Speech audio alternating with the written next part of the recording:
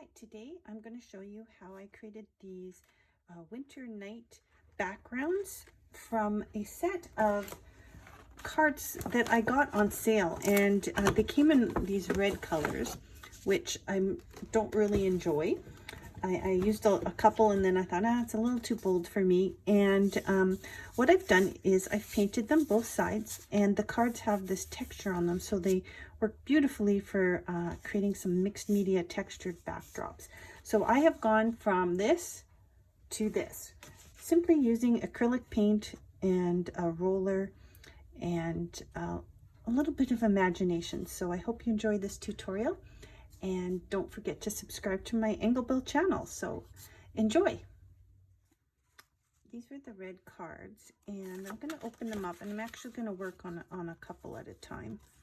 And the one thing that these inexpensive cards have that's sort of a benefit is they're textured on this side, which allows you to create some really fun surfaces. So I basically just lay them out, and I'm going to work on a few at a time.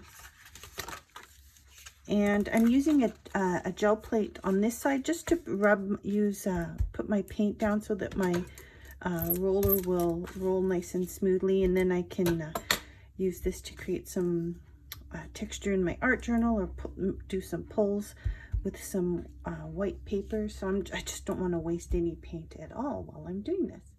I'm just using some basic white paint and a few other colors. So I use a couple shades of blue in here, and then a little bit of brown and some gold along the bottom. So I've started with some white paint here on the side. I'm just going to load up my roller, and I'm just rolling down the white.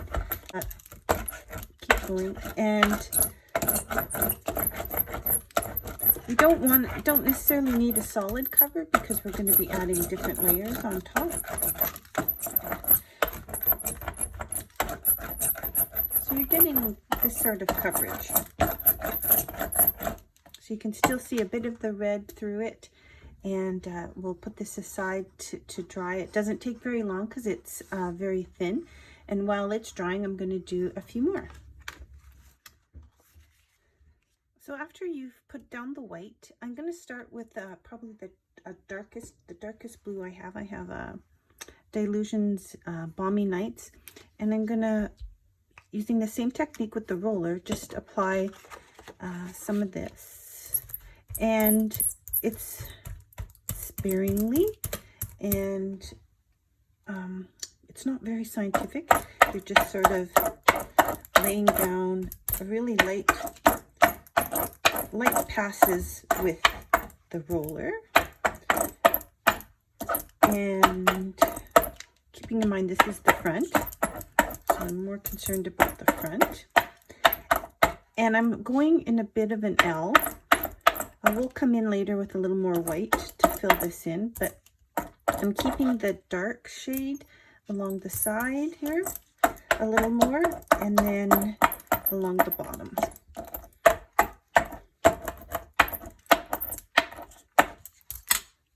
So we put this aside and let it dry. So I've applied the darker blue here, kind of this L shape.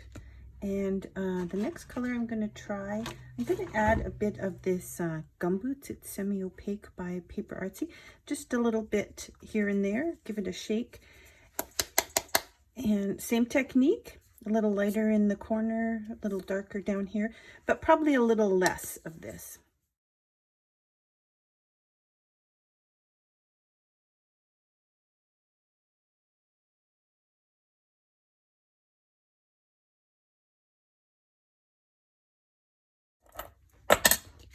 So this is just a smattering of the little bit of the green in there. So not too much, just gonna peek through here and there on the finished card front.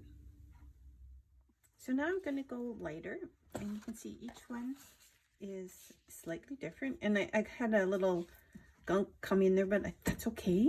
It's gonna be a textured grungy piece. So you can still see some of the red coming through So the red changes what the white and the blues look like, but that is all good. So now I'm going to use a lighter blue, and I'm using the Niagara Falls one from Paper Artsy. And I lay it down on my gel plate like before, and we're just going to use the same technique, building up layers and lightly lighter application in this part. And I changed direction with my roller. Sorry for all the pounding, but I am going a little darker in this corner and lighter in these two, lighter to darker. And you can roll this when it's you can roll it when it's drier, and it just sometimes it picks up some of the paint that's down there, and it creates this nice little mess.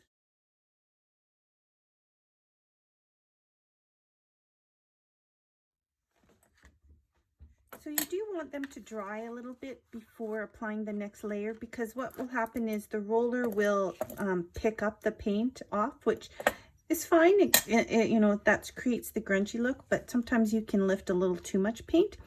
The next color I'm going to add is Burnt Umber. This one is like golden. I just like this dark brown, and this is going to be used only along the edge, and I'm using a combination of my finger and the roller here. I'll show you a few other examples. So we're sort of creating some ground for whatever we decide to place on our card. So that's what we're thinking, and I only do this to the front of the card. And so I'm not putting a lot on my roller. I want it kind of thin, and I'm just rolling it along the bottom there. So you can see it's sort of like dirt or patio or pavement, right? And so I'm just creating a little bit up the side, but mostly along the bottom. So we're creating this edge here, and that will ground any item that we place on the card.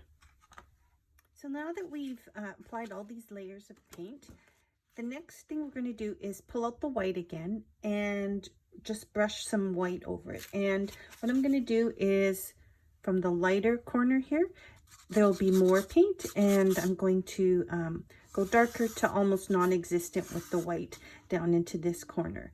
And then at the end, we'll apply some gold and some splatter and a few more things, so stick with me. Okay, so I've got my white paint down here. Once again, a little too much.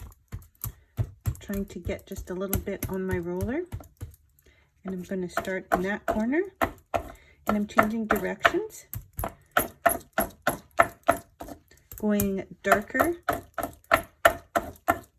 to lighter. And then I'm going to just smuck it a bit in that one corner.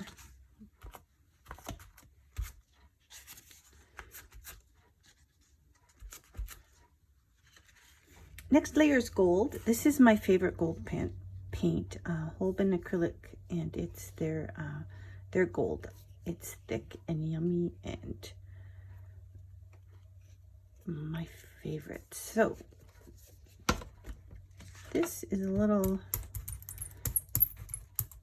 it's just sort of the icing on the cake, and so sometimes it works better to just sort of smudge it through the bottom. Right while it's on the plate, as opposed to rolling it, so that you're just kind of getting a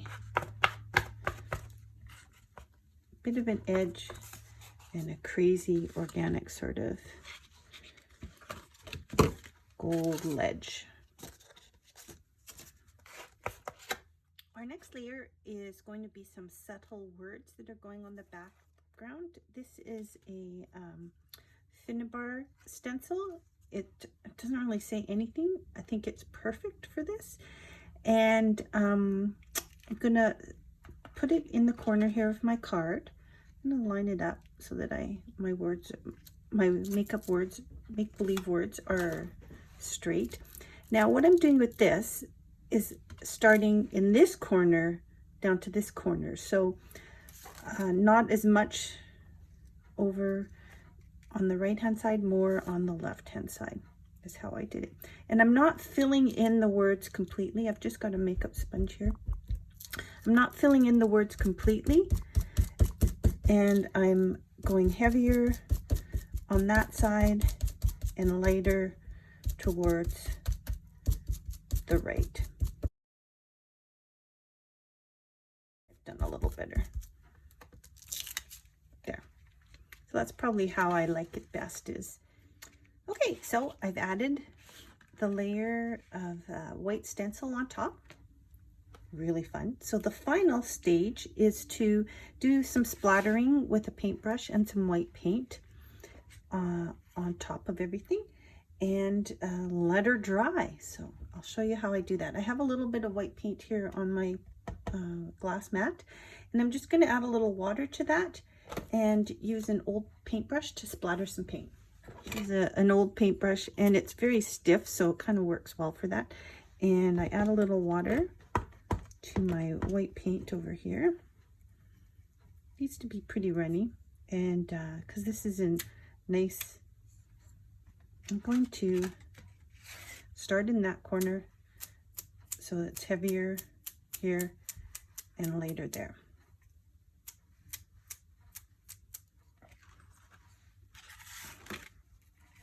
Right, so here's the corner where the light is.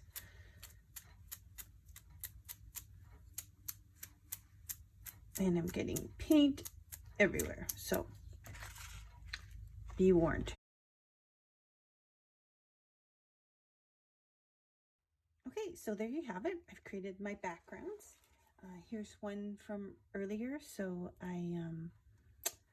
what I did with that one, these ones are still drying, is I put some stamp, and you can see where my little elf and her penguin looks like they're sitting on this little the brown edge with a bit of gold. I added some ribbon, and you get this really fun wintry type backdrop for any type of stamp, really. So these ones are a whimsical set, but I think you could use these for a variety of stamps as well. So I hope you enjoyed this tutorial, and if you try this technique, let me know. And if you enjoyed my video, give me a thumbs up and subscribe to Angle Bell. Thank you.